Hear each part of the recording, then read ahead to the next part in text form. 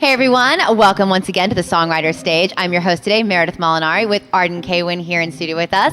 We've been talking about some of your musical influences. You mentioned that you studied classical music as a child. You went to the Oberlin Conservatory, is that right, Manhattan? Did. That's a pretty prestigious place to go. That's like opera, like serious musicians. Oh, and that was me, like full on. Really? Oh, yeah. You studied opera? I did. Okay, that explains the giant voice that you have.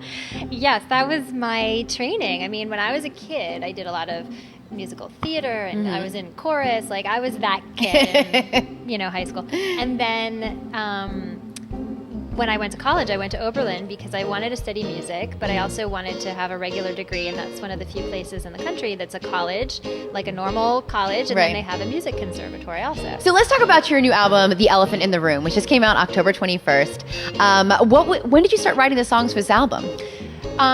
It was a span of time. I mean, over the course of about 2 years. Some were written, while I was still kind of touring on my old record.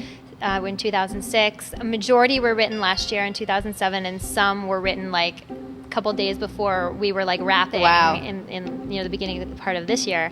And I co-write. My first record I wrote all myself. That record was called Quarter Life Crisis, and it was all of me in my head, my own shit, like my own crisis. In between, I had met some wonderful musicians who I had started collaborating with, and I loved that process so much that writing by myself just wasn't as fun. It wasn't as fulfilling. Well, you seem to have that ability with you now. It's like, all right, I'm done with this music. Now I want something to excite me next. Okay, now I've done it myself. Now I want other people to excite me. Well, because it's like you've got to be inspired, and you've got to continue that process. Because as soon as you get bored with it, your songs are going to reflect that.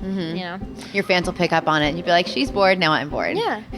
So tell me about where you recorded it, who the producers were on this album, everyone that came together to make this amazing record. So my two co-writers for majority of the songs also co-produced. So Ziv is a guy who is a very good friend of mine, and he wrote about half the songs on the record with me, and he produced those. We arranged them together and had some of the best times I've ever had. And you're still friends? Oh, we're still, yes, yes. And I mean, he's an amazing musician in his own right. He tours and he has his own albums. But there's something about our collaboration. It's like you can bounce off of somebody and you get out of your own idiom. And if you're friends with that person, it also helps because there's none of that, politeness that you feel. That like, I really like the song, but So if in our case, we were very good friends to begin with, so he could say, you did that all over your last album. But don't do that, Or like I could say to him, no, that's such a move that you always do. Let's not do that.